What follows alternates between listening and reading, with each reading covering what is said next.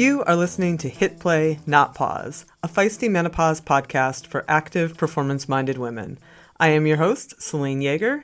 Each week, I bring you advice from athletes, scientists, researchers, and other experts to help you feel and perform your best, no matter what your hormones are doing. This show is a production of Live Feisty Media. Hello, strong, feisty women.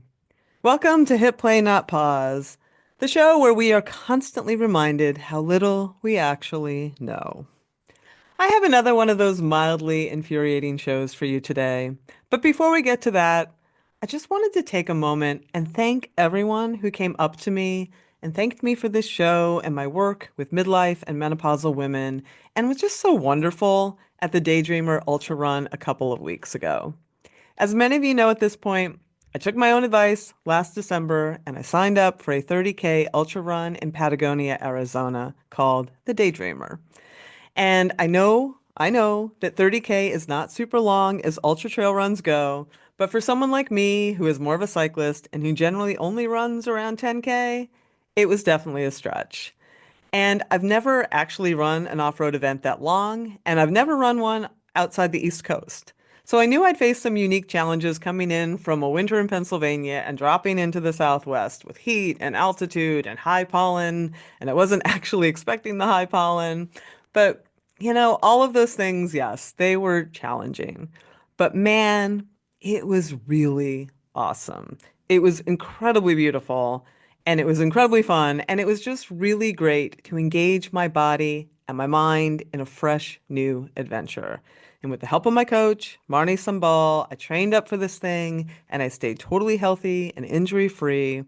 And I was proud to come in 11th on the day, despite definitely struggling at points and going through some of those dark periods, mostly because I think I had not been able to get in the calories that I planned because, man, when you go from the cold to the heat, it's just harder if you haven't trained for it, and I wasn't able to. But that's all neither here nor there, honestly. I just feel like I learned a ton and I really enjoyed myself all the way through, and I just left excited about the prospect of exploring a whole new sport and of expressing my athletic self in a whole new way at this time of life. And that's just something to really cherish. So if you are thinking of trying something new, I highly, highly, highly encourage you to do it. It may be just what you need for this chapter of life. Trust me. Okay, so speaking of this chapter of life, as we know, women are often blindsided by the menopause transition, suddenly experiencing a whole array of symptoms that they don't understand. And it can be overwhelming, which is why education and knowledge and community are so critical. Because when we understand what's happening and have people to share that with, our stress levels drop and we can start feeling better more quickly simply because we understand what's happening. But that knowledge and education and community still evades a lot of women, especially active women. Research shows only 6% of sport and exercise science research has exclusively focused on women. And of that paltry 6%, midlife and beyond, women in midlife and beyond account for only 9% of total study participants, with only 16% of female-only studies focusing exclusively on us, older women.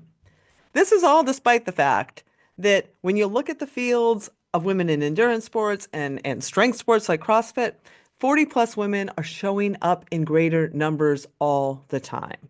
We deserve better. And this week's guest, women's health and performance researcher, Dr. Kelly McNulty, has a lot to say about that. Kelly has studied menopausal women of all walks of life and has seen firsthand how education and information can make their lives exponentially better. We talk about her research on the barriers menopausal women face when they want to be active, as well as all that she's learned over the years researching our demographic, as well as that of younger women. You can follow Kelly in her work at Period of the Period on Instagram, and I will drop links to that and all of the studies that we talk about in the show this week into the show notes so you can check them out for yourself. And speaking of menopause and information and community, we have all of that in spades in our Navigate Menopause course, which at this point we have had hundreds of women go through, and they all say the same thing. Being able to learn and grow through this transition, not only with experts in the field and getting the knowledge which we provide, but also having other women in a community to share it all with, is where the magic really happens. And that's what we do in our Navigate Menopause course. And we're launching it again later this month. So head into the show notes and click on the course to sign up and join us. Okay, before we get to it, give us a follow at Feisty Menopause on Instagram and Facebook. Come on over and join our private Hit Play Not Pause Facebook group. And head on into those show notes again and click on my Feisty 40 Plus newsletter to get all the training news you can use in your inbox each and every Thursday for free. Thanks again for all the 5-star ratings and great reviews. If you like the show, please share it with a friend. It's the best way to help us grow and get all the great guests we bring each week. Very quick final thanks to MIDI for their continued support. I keep hearing from women who are so relieved to finally be able to get the menopause care they need quickly and find a doctor who is trained and completely gets it. I had an incredible experience with MIDI personally, which is why they're a sponsor of the show. So if you need care, check out MIDI. They are in the show notes too. All right, enough of me. Let's have a few words about those awesome sponsors and get on with the show. All right, Kelly, welcome to the show. I'm so glad to have you here. Yeah, no, thank you. I've listened to it podcast for a while now, so it's nice to be invited on as well. So thank you. Oh, that's great to hear. So tell me a little bit about the period of the period. How did that come about? Yeah, well, I remember when you asked this question, I was thinking back, like, oh, actually, how did it all come about? But I think it kind of stemmed from my general interest in human physiology. So I've always had that kind of background interested in human performance. How can we optimize, not just performance, but health and well-being as well through sport and exercise. And before I did my PhD, I did a undergraduate in sport and exercise science, and then a master's in strength and conditioning. So I was mainly working with golfers in and around that time as well. And that was really at the elite end, both male and female. And that was kind of my sporting background, or what I enjoyed. I played at quite a high level, definitely, Oh, definitely not nice. that now. But that's kind of what got me interested in female physiology in the first place. I had a lot of questions. How does my menstrual cycle or hormonal contraceptive influence my performance and my training? And there just wasn't any answers available. As we know, there's a lack of research, but also at that time, no one was talking about it. It wasn't really discussed openly, particularly in sporting settings, if ever. And I think I just realized, there's a bit of a gap here, not only in kind of knowledge and research, but just generally, we're not talking about it. And that doesn't go just for the menstrual cycle. That's all topics on female physiology in general, as you're probably well aware. And we always cite that paper that by Dr. McNulty. We know there's a male bias in research. 6% of studies are only done on female physiology. And I think that's kind of, that research gap and my own personal experience really led me to my PhD. And I was never someone that set out with the goal of PhD. Like I said, I was working S&C with golfers. That's what I thought I wanted to do. I didn't know what a PhD was, definitely not from an academic background. Didn't know what I was getting myself into Oh until I was boy. on that roller coaster. But yeah, I guess I was really fortunate that my supervisor, Kirsty Hicks at the time, she thought I was a good fit for the PhD. And yeah, I just kind of dove into it from there. And yeah, really fell in love with the topic. I know you're not supposed to say this, but I definitely consumed everything that I was doing in my life around my PhD. My friends would say anything that I would talk about was periods for like 4 years. And more broadly than that, you start learning about just that general space, and then suddenly everything's new and you just want to talk about it. And yeah, then we got into that weird COVID space, Mm. where I couldn't really do my project that I was doing anymore, because it was very lab based and very lab based, like heavy. And we switched to like online methods as well since then. But then I also had a bit of time to be like, actually, I'm reading a lot of papers. There's not really, that outlet for that easy translation of research into general practice in life as well. So yeah, that's where Period the Period came from, like a bit of an online education hub almost, just really wanting to raise awareness and provide some of that evidence-based education.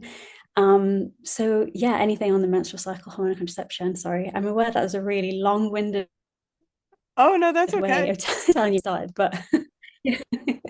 No, I appreciate that. I like knowing people's journeys into this, and that was great. And then you not only did your PhD, you went on, as one does, and did some postdoctoral research, and you're doing that now, correct? Yeah, so I finished my postdoc. I'm back as being a Oh, research assistant at Northumbria, but still all in the kind of female physiology space. But yeah, no, straight after my PhD, I moved to Ireland, and it was a totally different area, moving from menstrual cycles to perimenopause and menopause. But the opportunity came up at the time, and it was all about kind of developing, delivering, and then kind of evaluating a lifestyle program. So we kind of, what I mean by that is we incorporated like the likes of exercise, nutrition, menopause specific education, packaged it up into a little program and then delivered it to see, does it help the likes of symptoms and health and well-being, which, I'm sure we'll get into a little bit later with that research as well. But yeah, I think, moving from menstrual cycles to menopause, I was obviously reading a lot anyway about sex hormones and their interaction. Just because my PhD was the menstrual cycle doesn't mean, you have to kind of get that basic physiology anyway. And it was always something that really interested me. So yeah, that was kind of the transition there as well. But yeah, back well, at Northumbria now. I mean, we can get right into that research actually. What was that research that you did, that you packaged up? Yeah, so it basically started with whilst I was actually still doing my PhD, a bit of a transition time of we got some funding from a grant from Sport Island, and that was a paper we've just had published recently where it was looking at the experience of the menopause transition women in Ireland. So what motivates them to be physically active, I just what wrote about that for our yeah. newsletter. And what are the barriers there as well that stop them or prevent them from engaging? And that was kind of the first step in the process. So, identifying all of them to then go on to be able to design the program and then evaluate it and keep making tweaks from there. But I don't know if you want me to go into the depths of the papers or. Yeah, I mean, that was going to be one of my first questions, is that I did just write about this paper of the experience of the menopause transition in Irish women. And I thought it mirrored what I have seen over the past 4 years, for sure. And so I'm curious, like, explain what you did find and then how you use that and translate it to help these women during this transitionary period. Yeah, absolutely. So I guess we all know that every woman's experience of this menopause transition is differently. And research does show that most women will experience some symptoms, whether that's, physical or psychological, that might influence, quality of life, but also health outcomes beyond that as well. And we know roughly, although there's a lot more research needed, that physical activity can help women maintain good health and well-being, particularly during the menopause transition. And generally, being physically active has so many benefits anyway, so it's probably only going to have a beneficial effect. But despite that, we know that so many women become less active during that time. So we've got data in the UK that shows, I think it's 1 in 3 women aged 41 to 60 are not getting the recommended guidelines. So there's a big physical activity gap there as well. And when we look specifically in Ireland, I think it was data around 60% of women in midlife weren't meeting those guidelines as well. So, despite us knowing those benefits, it's still not translating as well. So we really wanted to delve in and understand, what motivates women to take part, what are the factors that kind of really support them when they're taking part or make that kind of physical activity easier for them, and kind of what stops them or what prevents them from taking part as well. Because if we can know all of that, we can design something around that's specific for them. And like you say, it does delve into like all the experiences. When I was writing the paper, it doesn't seem like anything groundbreaking, but it is important to know, like, what, and have them conversations, especially because, like you say, in the Irish context, it might be slightly different from an American context or a UK context, but actually what we see is quite echoing around the globe as well. So we interviewed, it was a really small sample. It was 12 Irish women, all in the menopause transition, and just talking to them about these experiences as well. And I guess when it comes to what we find, so starting with the kind of motivators, these were things like them managing their symptoms. And we had some, great quotes from women who said, actually, they didn't realize that physical activity could help them. And it wasn't until they were out there, they got that immediate benefit from, a mental health side of things, psychological benefit that actually really motivated them to keep going. And it was more the fact that sometimes symptoms prevented them. So it was a barrier, but actually they knew that if they were to go for a walk or to go exercise, that actually they'd feel so much better for it as well. So there were some nice quotes around managing symptoms as well. A big one was improving future health. So a lot of the women that we spoke to, they'd seen parents in particular suffer from different chronic diseases, and that was like, actually, what can I do to almost prevent that? Like, we've got savings accounts for or pensions for later in life. What can we do to build that right now as well? And then also another big one that motivated them was social connection. And this seemed to be like one of the biggest factors. We've got a quote from a woman who said, actually, that's probably more important than the physical activity at this life stage, being able to connect with others. And a lot of people spoke about, which was nice, about sharing physical activity with their children or their family as well. So I think it was one woman spoke about how she goes to the gym with her son, and during this menopause transition, she felt she had a lot of perceived reasons why she might not make that gym session, but actually having him there was the support that she needed to be like, actually, we said we're going to the gym, so we're going to the gym, if that makes sense. And then relatable role models was another big one. So not just role models, as in obviously hearing anyone's inspirational story is great, but actually, someone that related to them at their life stage, so like going through or having similar kind of barriers, and seeing them overcome them was something, and how they did that was a huge motivating factor for them as well. So there's some nice quotes in the actual article as well. In terms of what kind of helped them with their exercise, supportive communities was one, and we called it menopause fraternities in the paper, but they basically talked about meeting their own kind of like tribe of women, all going through the similar experience, being able to share about symptoms and, talk about that experience where they might not be able to talk about in other settings. Was huge. Adapting activities as well. So a lot of people who were regular physical activity kind of people that took part, they really talked about, actually, what can I do if my body's feeling like this? How can I adapt that exercise and not stop altogether, as well. And then medical sports was a big one. So a lot of women, and there's a nice quote that said, actually, hormonal replacement therapy allowed them to get to a position where they could then take part in physical activity, because before that, so that was quite, it wasn't what we were expecting to come out in that kind of piece as well. But there were also kind of talks about more medical stuff as well, like hormonal contraception as well, that all allowed them to, whether it was manage symptoms or another kind of medical aspect, got them to a stage where actually they could then take part. In terms of barriers, so one of the ones that really kind of surprised me was this feelings of being less capable. I think there's a quote in the paper, and I'm not going to do this any justice, but she talks about feeling like she can't take part in any high intensity activity or like running or a dance class now, like that she's beyond that.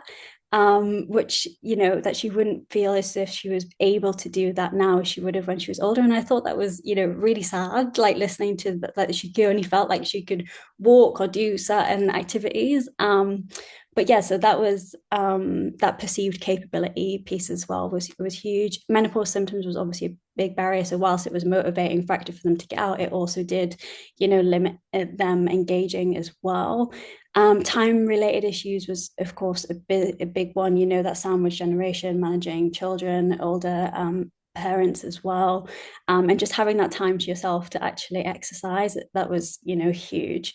And a lack of supportive environments was also big. So, not having any kind of spaces or menopause specific, or not even that kind of midlife women. And also, if they felt like they were going to a gym class or whatever activity they were taking part in, it was almost like everything around them was very male dominated, which we know in fitness environments. And they felt like there was no accommodation for actually, or no talk about if you have symptoms, or a lot of them mentioned pelvic floor issues and going into classes and not having that understanding of, oh, do this exercise and there's a lot of jumping and that might not support them, but there was no, like, I don't know, discussion on that. So they dropped out because of those different reasons. And like I say, I guess, obviously it's nothing groundbreaking, but it does really show us for like the likes of stakeholders and, like healthcare providers, fitness and wellness professionals, can we really understand all these factors, to help women, whether that's them re-engaging in physical activity altogether or just kind of continuing to engage as well. And we do make a couple of practical suggestions at the end of the paper in terms of what can we do. There's kind of six main big ones. So making physical activity fun. It should be social, it should be fun, it should be engaging, while knowing about the health benefits of mitigating symptoms and those health outcomes long term. The focus should really be on just, enjoyment that it can bring to this life stage and that benefit as well. Building that community, it should really be central. A lot of the women talked about, creating that shared experience, providing opportunities for connection. That might be a physical activity session where it's followed by a menopause support group, or staying connected beyond that as well. So a lot of them talked about virtual communities of Facebook, Strava, all of them, where they could then, have a space where they could still chat about different things post the class. Targeted opportunities or interventions. Most of them said that they felt overlooked in physical activity settings. What can we do to deliver targeted, tailored opportunities, showing them, different types of physical activity? Like most of them mentioned walking in the gym, but actually there's a whole array of physical activity beyond all of that, they could engage in as well. So try and broaden that kind of horizons in terms of what they can try. Offering flexible, options. So that could be, a pay as you go class. So a lot of them talked about symptoms preventing them 1 week, but they have to pay a upfront cost of 8-week class, and actually they miss some of them. Even making some of the classes shorter as well, and online activities versus in person. There was a lot of kind of discussion about that as well.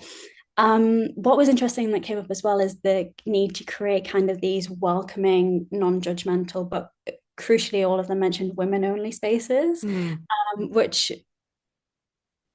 I wasn't expecting as well. Like a lot of them talked about exercising with men as well, but, that was typically what was preferred. And or if not, advertisements should really use that reassuring language and images to show that it is actually suited to them as well.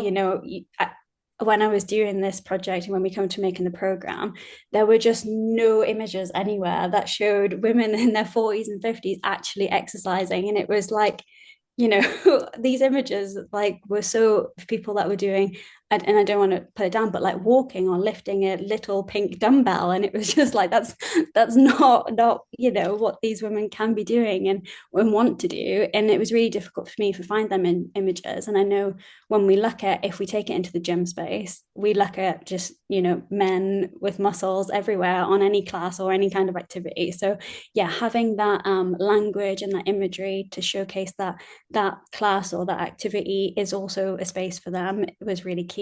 And then that inspiring and relatable role models piece as well.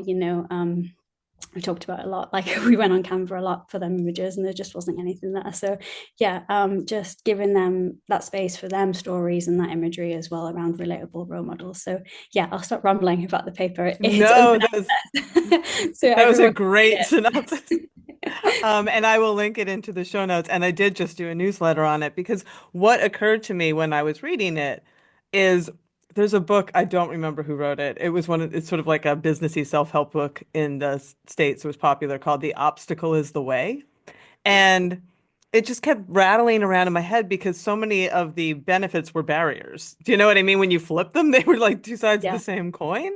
And it just made me think because I know, that's why we started this show, is that I saw a lot of women once they hit 50 disappearing from starting lines. I've been a competitive athlete my whole life. And yeah, I thought, and once I hit 50, I realized what was happening and why. because you are hitting all of the obstacles you're talking about. All of a sudden you feel like your body is not predictable and it's not performing the way it did. You know, one plus one no longer equals two in the training and performance sphere. And you pull back. And all of a sudden you're isolated and you feel isolated and you don't see yourself. And it's just this ball of yarn, right? And the obstacle is the way back. Okay, what am I experiencing? I'm experiencing these symptoms. I need to address them. And exercise actually helps with that. So also, community is so huge. We see it all the time, all the time. Finding like-minded women is everything. And this plays into one of your other studies that we'll talk about is this invisibility of female participants isn't just in gym spaces that you don't see in the advertising or in press materials for bike races and that kind of thing, that where I know there's a ton of women who will be there, but they're not being representative. And maybe if they were represented, there would be more of them. But there's also this invisibility of 40 plus women in the research, right? Yeah, it's huge. And I love the paper that you're on about on about as well. Like, so that was part of so I mentioned Emma Cowley earlier, but part of the Invisible Sportswomen kind of series. The first paper we looked at that data gap in sport and exercise science, and that's where the 6% stat comes from. But then I'm going to get the next paper, we call it 2.5 because we do have another paper from that as well. But basically, this one was looking at exactly that, the invisibility of women in midlife and beyond in sport and exercise science research. And the reason kind of how we come to it is we were thinking, about women, those female only studies. So that's 6%. And we were looking at actually predictably, you would think that out of that 6%, the representation would be mostly, younger women who were naturally menstruating. And we wanted to examine that. So we kind of went back through all of the papers that we had, which was a lovely painful task for us. But we updated it as well all the way through to 2022. And we were just wanting to look at the type of participants that were included in female only studies. So, what I mean by that is, were they in that puberty stage? Were they naturally menstruating? Were they hormonal contraceptive users? Were they pregnant, postpartum, perimenopause, or postmenopause? And we'll get into the quality of being able to distinguish that as well, I suppose. But what we found was that in terms of the type of woman, and in terms of if we look at midlife and beyond, so perimenopause, postmenopause, only 9%, so 9% of that 6% focused on them perimenopausal or postmenopausal women. So we've got only 6% and then only 9% of that as well. And then we've only got 16% that focused exclusively on a menopausal subject, if that makes sense as well. So 16%. really, really low. Yeah, 16%. And in amongst all of that, there was poor method practices. And we know that generally we need more high quality research in the likes of the menstrual cycle, hormonal contraception, but there was a lot in terms of no real studies were describing menopausal status. They were kind of mixing premenopausal with perimenopausal with postmenopausal women and not accounting for them potential differences as well.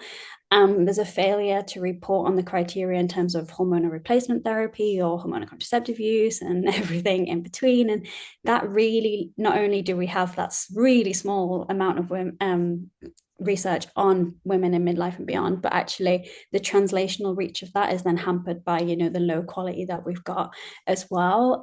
So the kind of conclusion that we come to is that, yeah, we know from the research so far that generally the typical 70 kilogram white male is what we consider as the kind of default body for sports science. But actually, if we kind of shift the focus to female only studies, it appears that naturally menstruating women between the ages of 18 to 40 are considered, an adequate proxy to represent all women across the lifespan.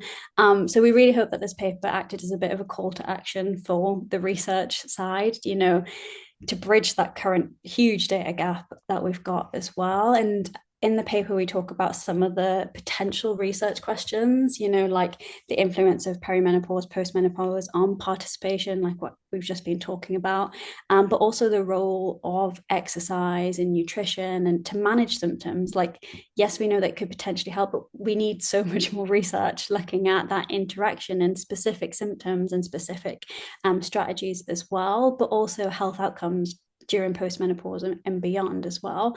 And one big one that I'm particularly interested in is the influence of the likes of perimenopause, postmenopause, but also HRT use on, performance ability and training responses as well. Like, that's a huge gap that we've got at the same time as well. So yeah, there's a massive kind of knowledge gap, research gap in understanding everything, which, I'm sure we're all well aware of. But when we put it into the stats, it was quite shocking actually. And this is something I think about quite a bit. You have done a lot of research around the menstrual cycle and performance, and you talk about hormonal contraception and training. Maybe just talk a bit about your findings in that area. What I really want to get to is we have some knowns now. We need a lot more research, but we have some knowns around menstrual cycle and hormonal contraceptives, and those things are getting more attention. What do we do with the perimenopausal woman, however? And this is a big question mark because she is still having cycles. They are unpredictable. So I get the question all the time. Well, what does this mean for me? How do I know how I should be thinking about training when I don't have any idea what my luteal phase, like it all just goes out the window. Yeah. No, 100%. And I can only echo that as well. Like you say, there's just no research looking at perimenopause who, sometimes they'll have a normal menstrual cycle and then the next month, they might be missing two or three. And it's not until you get to that post-menopause stage where 12 months after last period where actually there's actually a few more bits of research from a sense of like that clinical more research side, like cardiovascular disease, sarcopenia, osteoporosis. Like there is a bank of research that we do know there, but you're exactly right that perimenopause stage and how that all interacts with exercise, nutrition, training, all of that, but also kind of we've just got no no real answers. But if I go into like on my PhD and what we looked at kind of across the menstrual cycle, so obviously we know that the sex hormones involved in the menstrual cycle, so estrogen, progesterone, they can have effect way beyond our reproductive system. So we've got hormone receptors in our brain, in our muscles, everywhere in our body that respond to estrogen and progesterone. And because all of those systems, our cardiovascular system, our muscle system, our neuro system, all are important for sport and activity, we can theorize that the menstrual cycle might have a potential effect on sport and exercise outcomes as well. But if we kind of start with performance, so when I talk about performance, that's normally research that looks at the effect of the menstrual cycle at one time point. So does our overall performance change on any given day across the menstrual cycle? And there's a lot of different mechanisms or reasons why this might be or theorized might be, but whether they actually translate into an actual performance change isn't well understood. So there's a whole bulk of research, again, not very much, but one of the first studies in my PhD was bringing all of this kind of exercise performance data together into a systematic review and meta-analysis to identify, does performance change across menstrual cycle phases? I won't bore everyone with the specifics of that, but what we found was that performance was reduced ever so slightly during the early follicular phase. So when women were bleeding, normally days 1 to 5, when they experienced their period. But it wasn't that straightforward and that easy. We know that there's gold medals and PRs done at every phase across the menstrual cycle. So doesn't mean everyone's destined to have poor performance in that early follicular phase. And actually, we couldn't, perform guide or make guidelines from that because the research was low quality. A lot of the similar reasons what I mentioned before in terms of the menopause stuff, like grouping hormonal contraception with the menstrual cycle and not verifying menstrual cycle phases and everything like that as well. So, we couldn't form any hard and fast blanket guidelines for women in terms of their performance. And we came out of that recognizing that, a personalized approach is more what should be taken. And the same for kind of training. So if we look at, can we, you know, when a performance is that one point in time, but can we kind of periodize certain training sessions across the menstrual cycle to maximize outcomes or adaptation? And there are currently roughly about 5 studies that have manipulated strength training across the menstrual cycle. Five. Yet we've got, there's a multitude of reels if you go on social media that tells you how to do this. But yeah, we can theorize, estrogen, it's known for its muscle anabolic muscle building effects, helpful in skeletal muscle growth, size, hypertrophy, protein synthesis, etc. At least theoretically. So then, if you think about it theoretically, doing more training in the follicular phase might be more beneficial to the luteal phase, but 5 studies have done it. So we can't really, again, make any hard and fast conclusions from that. Based on this research, some women might be beneficial. It might be, it's probably more better to do the strength training than worry about what phase it is in the menstrual cycle. But yeah, I think the best advice is to, again, take that personalized approach. But if we would look at recovery, again, that's another one. So does the menstrual cycle influence our ability to recover post-exercise? And that was really where my PhD was focusing on. It got really sidetracked by COVID. We had women coming into the labs basically doing a heavy strength training session, and then we were tracking and monitoring their recovery with the likes of muscle biopsies and neuromuscular measures, but also physical performance as well. So we've got a tiny little bit of data there as well. But if we think about why it might happen, so estrogen has been shown to play a key role in kind of the protection against muscle damage. So the likes of muscle soreness, as well as helping muscles repair and regenerate as well. The caveat of that is all of them studies have been done in animals and not in humans. So we can potentially hypothesize that estrogen might have that beneficial effect or might have some influence on muscle damage and recovery responses across the menstrual cycle. If we think of that first half when estrogen's high, progesterone's low, then that could be a potential time for optimized recovery, at least theoretically. But yeah, we need that whole batch of research in women rather than in animals to actually, see if there's that any kind of phase effect. So again, at the minute, there's no blanket approach for anything when it comes to performance training recovery, but it's that personalized, what can you do in terms of menstrual cycle tracking as well. And I think, and this is where my PhD ended up going because of COVID, but it was really looking at the symptoms and them effects as well. So we've now got this big batch of, and probably thanks to COVID, of perceived studies and symptom studies. And they've kind of shown that actually maybe it's not the sex hormones that are having that effect, but actually the indirect effects of them sex hormones, so the symptoms, that might be having a greater effect on the likes of performance and training and recovery. Like the performance effects of hormones might be washed out, if that makes sense. But actually, if you've got a symptom that's really affecting you, that could be the thing that influences your performance more than the hormones themselves. If I'm Do making you mean sense. like if I'm having PMS, that's going to affect Yes, my... all of Okay. them. Yeah. Um, Yeah. I mean, I think that that's one of the things that I took home. As you may or may not know, I worked with Dr. Stacey Sims yeah. on Roar, but yeah. And one of the biggest things, because I didn't really start sort of semi-professionally racing until I was 40, so I sort of like went right through it. And one of the things that was a big take home for me was it was empowering for me to understand that these hormones were behind some of the things that I was experiencing once I connected the dots, right? There would be certain points that I just could not seem to stay on top of my core body temperature. I couldn't seem to thermoregulate. I would just like overheat so much easily. And I was able to pin it to that sort of luteal phase when I would feel bloated and weird. And, and Stacey's like, just pre-hydrate more, like it wasn't rocket science. It was Yeah. just Yeah. making sure that I really, really went ahead of my hydration and tried to zero in on that as one of my metrics. And it worked.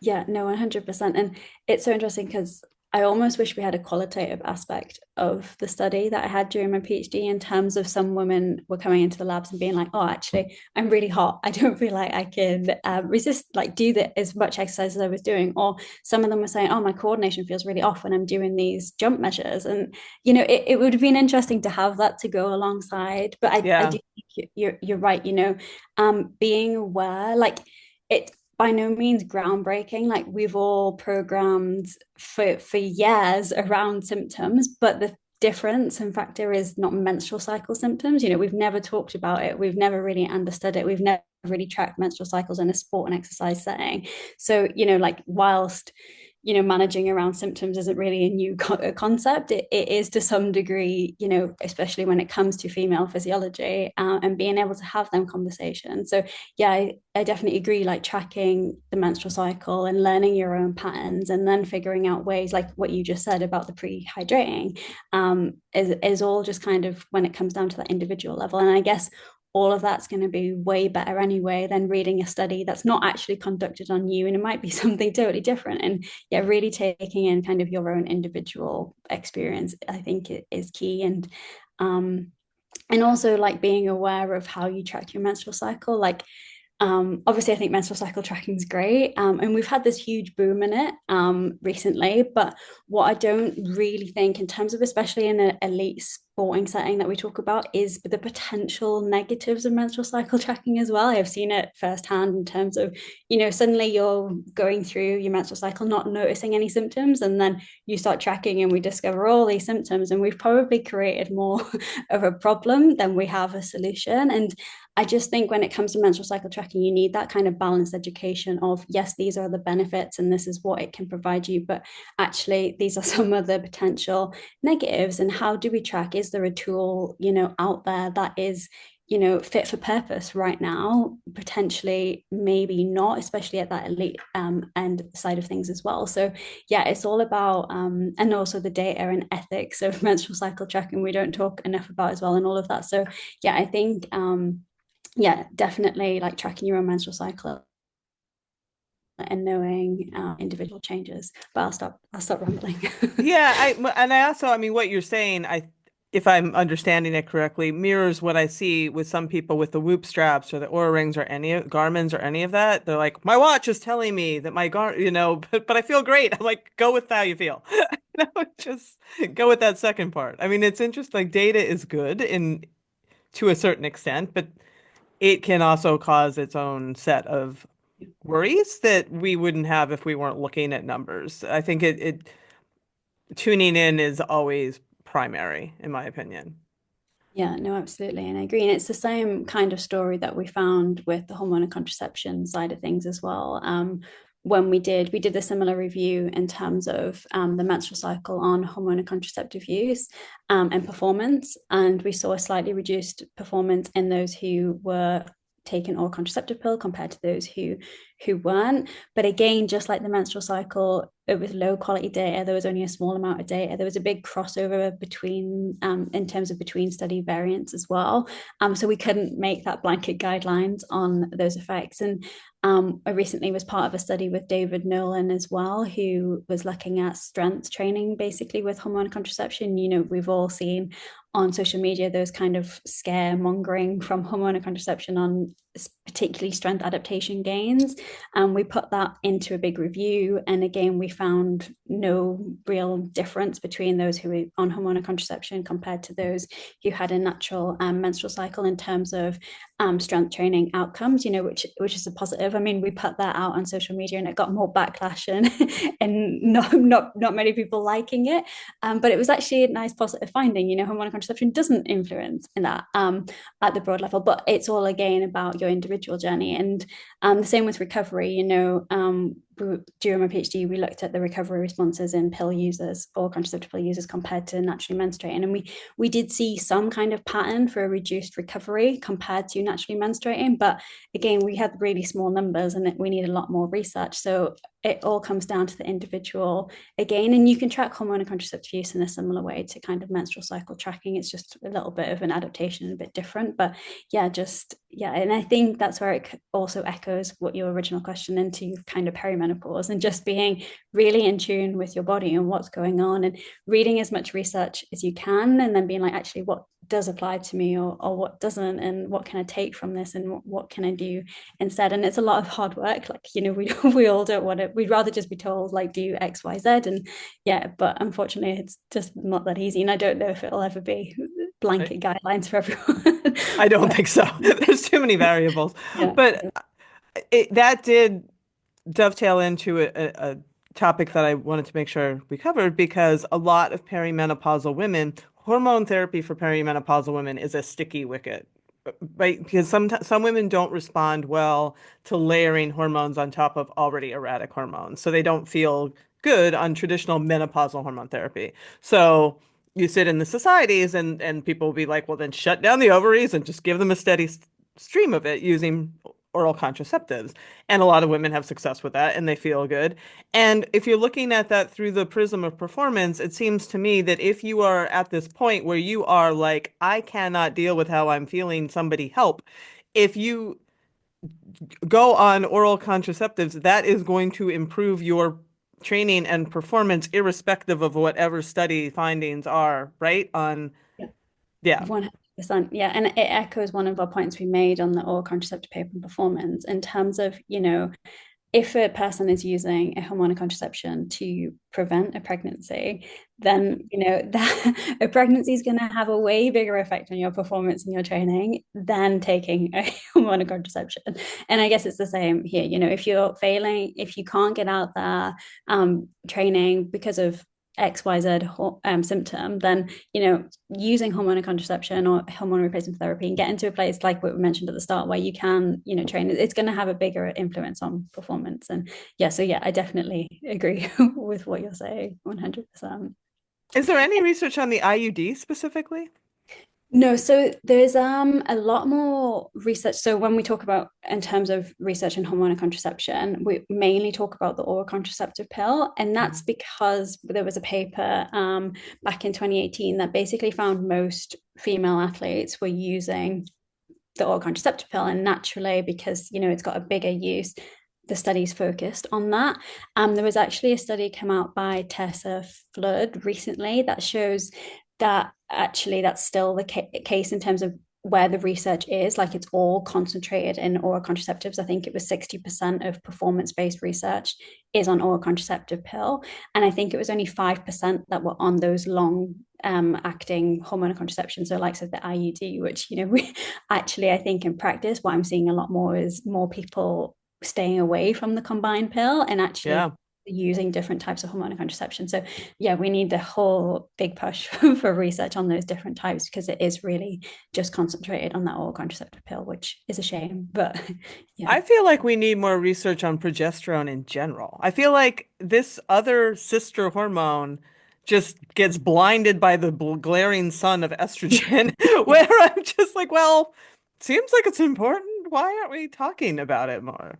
Yeah, no, 100%. And in every description that I used there, I used estrogen's effects because that is the one hormone that we do know a little bit more about in terms of, that anabolic effect, muscle building, and potentially recovery. But again, it's mainly in animals. But when we look at progesterone, the findings are conflicting. We don't really know its effect as much as well as we do estrogen. So yeah, I definitely agree. We need, and also like when I was doing my research, like, is there a set ratio or concentration where we go over with hormones in terms of the menstrual cycle where actually that's the people that are Mm. noticing an effect, or they're the people, if you're under that threshold you don't notice anything, or is there a ratio change between estrogen and progesterone that actually if you have a bigger ratio then you notice those effects, or vice versa as well. So yeah, no, yeah, sorry, I'm going into Boy, a those, no, I'll that's stop. a, I mean, no, no, no, don't stop. Don't stop. Take that to the lab because I think that's a really, really, really, really important area of study. And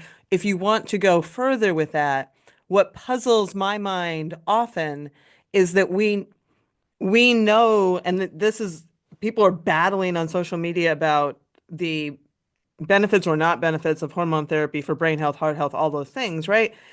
And what we are seeing is that women who have severe symptomology seem to be more at a high risk for heart disease and white matter hypertensities in the brain and all of these things. What is that? What is driving that? Is it like you're saying? Is it some ratios? Is it some level? Is it some cutoff? Like that level of research, I think would be really important to tease out because right now it's just observational, right? We just have women report are they or they objectively, Rebecca Thurston is doing awesome work in Pittsburgh, like objectively measuring women's nocturnal hot flashes, vasomotor symptoms, and all that, and looking at the brain and looking at arteries and putting it all together. But we still don't know all the drivers here, and we still don't know what the levels like. There's pieces of the puzzle we need still, and that would be Yeah. amazing.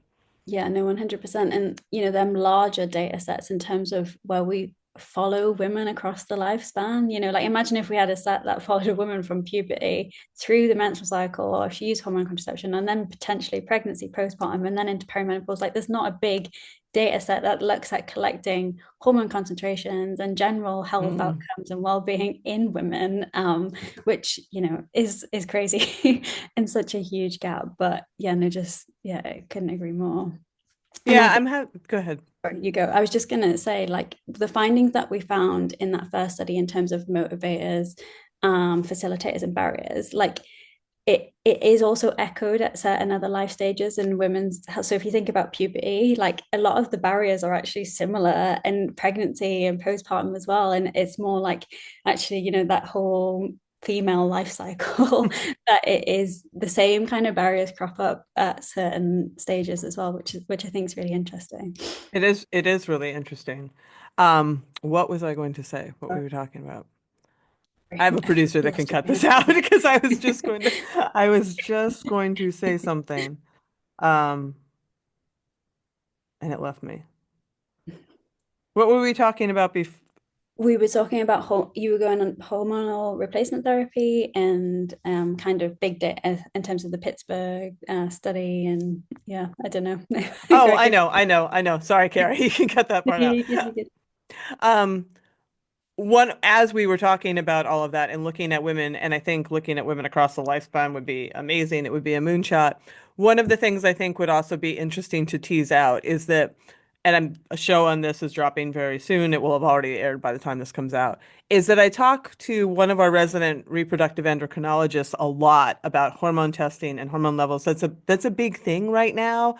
Is in the hormone replacement therapy space, is testing women's hormones and aiming for certain levels though the science isn't there for that either. And one of the things that she says, and the research very much supports, is that all women respond very differently to their unique hormone levels. So I might be sitting at 24 and feel great and have nothing, and another woman would be hot flashing 7 times an hour, right? It doesn't neatly work that way because there's so many factors, our receptors, how we respond. Some women are just exquisitely sensitive to hormonal changes, others aren't. Yeah, no, absolutely. And I think it's that variation that just makes it so hard to make those blanket statements and blanket guidelines. Like exactly how you say, like there might be different hormonal concentrations if we think menstrual cycle to menstrual cycle, but also the number of receptors that might be turned on in that cycle compared to the next cycle is Right. different as well. And then we've got like that directional relationship with lifestyle factors in terms of, nutrition and exercise and stress and sleep with our hormones and how that changes from cycle to cycle. So I might have someone in the lab who is having a particularly cycle where they're actually responding to all these things. And then I might test them another time and they might not have any differences whatsoever. So it's, yeah, definitely complex. And like I say, a reason why I don't think we'll ever get to that blanket guideline as well. But when you were mentioning hormonal replacement therapy, actually one thing that was huge, from moving from Newcastle into Ireland, within my first week, they asked me to do a talk on hormonal replacement therapy to this group of perimenopausal women. And I'd never had, like, it was like baptism of fire. Like I'd never experienced anything like it. I think, going from being in a lab with working with the menstrual cycle hormonal contraception and everyone kind of being like interested in the research and wanting to know more. Not that the perimenopausal, that the group we had weren't interested. They were actually some of the most interested participants that I've ever had. But almost like I felt like 80% of the room wanted to fight me at that moment rather than actually have a conversation about HRT. It was just such a difference from what I've been working with. But yeah, no, it's and maybe it's that Irish context as well in terms of the lack of being like talking about it in communication and stuff like that as well. So it was, No, 80% of perimenopausal women want to yeah. fight. I can tell you that. Yeah, It's no, it one was thing just we all really have in common. yeah. Yeah, I know. It's like suddenly, oh, these are all these hormonal roller coasters that are going on in this room And right it's just now. so Yeah, yeah. frustrating. It's yeah, and it the messenger is always just trampled over because like we just want answers and there just aren't really answers at this point.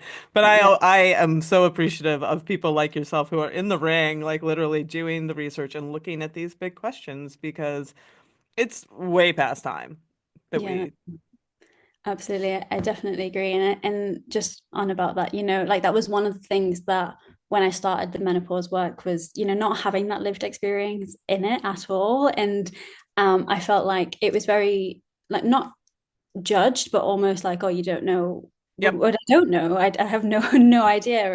And I think it made me realize, when I was doing my PhD, I had a group of males collecting the data with me, and it was almost like seeing it from their perspective of having to talk about menstrual cycles with all the female participants that I had. And I never really noticed that that interaction might be slightly different until I got to the stage where I was talking about perimenopause but had no lived experience of it as well. And I remember one of the participants that we had in the program, she was like, actually, I really like that you don't have your own experience of it and you're just giving me the research and what I need to know. And it Mhm. changed my whole perspective because I was going into most sessions when we were delivering the program because I was also delivering the exercise component, but I was kind of almost a bit apologetic for being me. And then she said this, and I was like, actually, that has shifted my perspective a little bit. And I know I don't have that lived experience, but I still want to help and give you this research and knowledge. So yeah, that was it was an interesting one. It's whenever I had on Alyssa Olenek on the show. I've had on Meredith. I've had on a Yeah. series of younger women who are not in the transition themselves, doing Yeah. research, working with, and they all have this exact same experience where at some point they will be posting something or trying to help, and a wave of people come out. You don't know. Wait till you get there. And it's just like, Yeah. yeah. So never take it personally. Yeah, no, no, yeah, and we talked about that in the program as well. A lot of the women were saying actually, had they have had the knowledge and research from actually an earlier age rather than it hitting them in perimenopause and it being this whole learning and new thing that they had to learn about.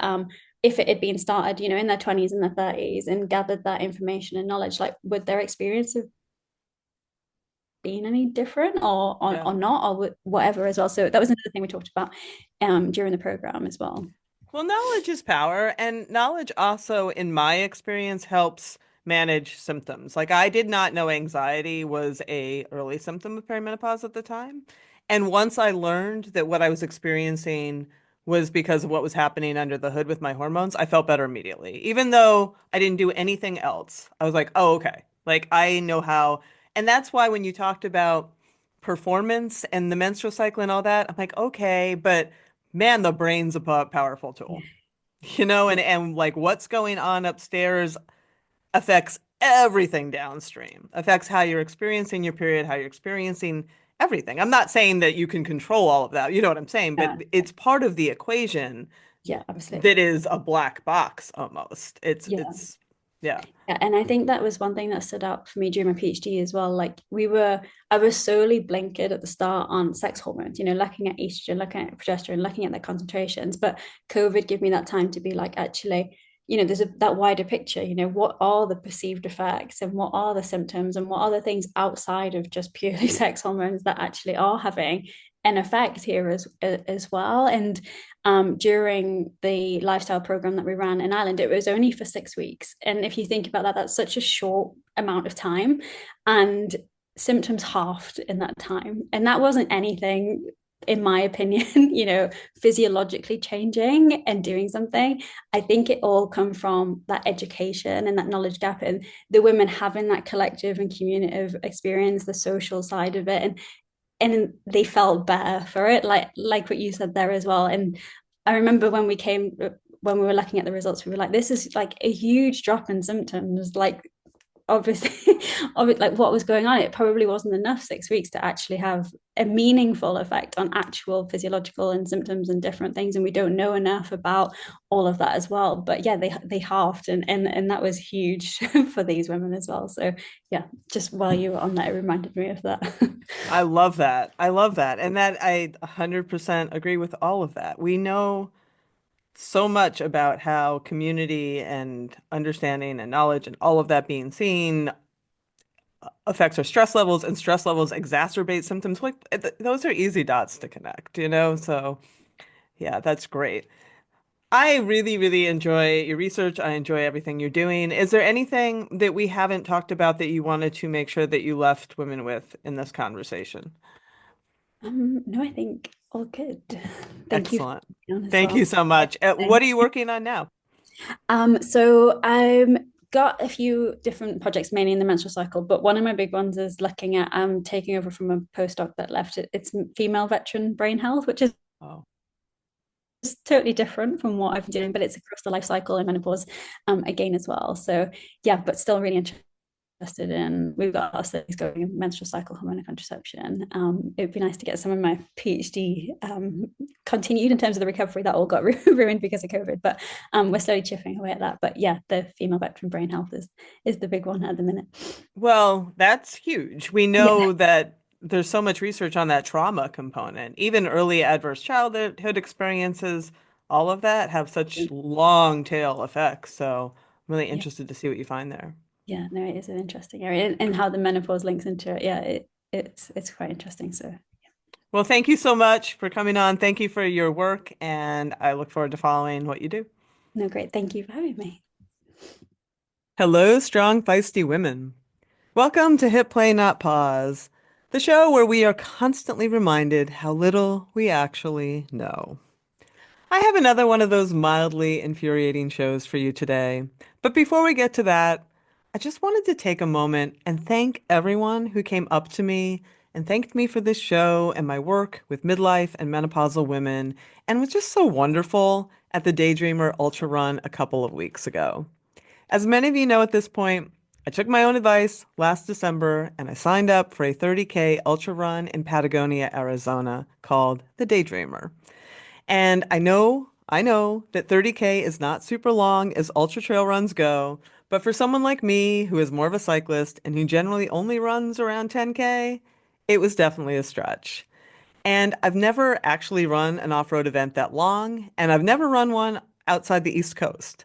So I knew I'd face some unique challenges coming in from a winter in Pennsylvania and dropping into the Southwest with heat and altitude and high pollen, and I wasn't actually expecting the high pollen. But, all of those things, yes, they were challenging. But man, it was really awesome. It was incredibly beautiful and it was incredibly fun. And it was just really great to engage my body and my mind in a fresh new adventure. And with the help of my coach, Marnie Sambal, I trained up for this thing and I stayed totally healthy and injury free. And I was proud to come in 11th on the day, despite definitely struggling at points and going through some of those dark periods. Mostly because I think I had not been able to get in the calories that I planned because, man, when you go from the cold to the heat, it's just harder if you haven't trained for it, and I wasn't able to, but that's all neither here nor there, honestly. I just feel like I learned a ton and I really enjoyed myself all the way through, and I just left excited about the prospect of exploring a whole new sport and of expressing my athletic self in a whole new way at this time of life. And that's just something to really cherish. So if you are thinking of trying something new, I highly, highly, highly encourage you to do it.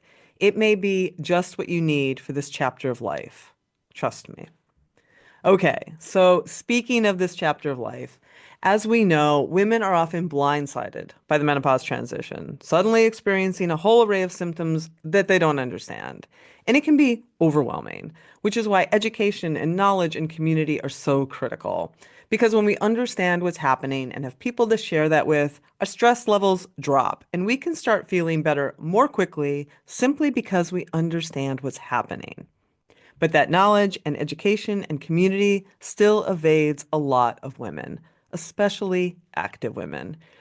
Research shows only 6% of sport and exercise science research has exclusively focused on women. And of that paltry 6%, midlife and beyond, women in midlife and beyond account for only 9% of total study participants, with only 16% of female-only studies focusing exclusively on us, older women. This is all despite the fact that when you look at the fields of women in endurance sports and strength sports like CrossFit, 40 plus women are showing up in greater numbers all the time. We deserve better. And this week's guest, women's health and performance researcher, Dr. Kelly McNulty, has a lot to say about that. Kelly has studied menopausal women of all walks of life and has seen firsthand how education and information can make their lives exponentially better.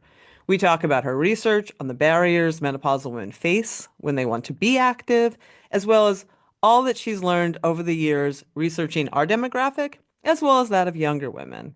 You can follow Kelly in her work at Period of the Period on Instagram, and I will drop links to that and all of the studies that we talk about in the show this week into the show notes so you can check them out for yourself. And speaking of menopause and information and community, we have all of that in spades in our Navigate Menopause course, which at this point we have had hundreds of women go through, and they all say the same thing. Being able to learn and grow through this transition, not only with experts in the field and getting the knowledge which we provide, but also having other women in a community to share it all with, is where the magic really happens. And that's what we do in our Navigate Menopause course. And we're launching it again later this month. So head into the show notes and click on the course to sign up and join us. Okay, before we get to it, give us a follow at Feisty Menopause on Instagram and Facebook. Come on over and join our private Hit Play Not Pause Facebook group. And head on into those show notes again and click on my Feisty 40 Plus newsletter to get all the training news you can use in your inbox each and every Thursday for free. Thanks again for all the 5-star ratings and great reviews. If you like the show, please share it with a friend. It's the best way to help us grow and get all the great guests we bring each week. Very quick final thanks to MIDI for their continued support. I keep hearing from women who are so relieved to finally be able to get the menopause care they need quickly and find a doctor who is trained and completely gets it. I had an incredible experience with MIDI personally, which is why they're a sponsor of the show. So if you need care, check out MIDI. They are in the show notes too. All right, enough of me. Let's have a few words about those awesome sponsors and get on with the show.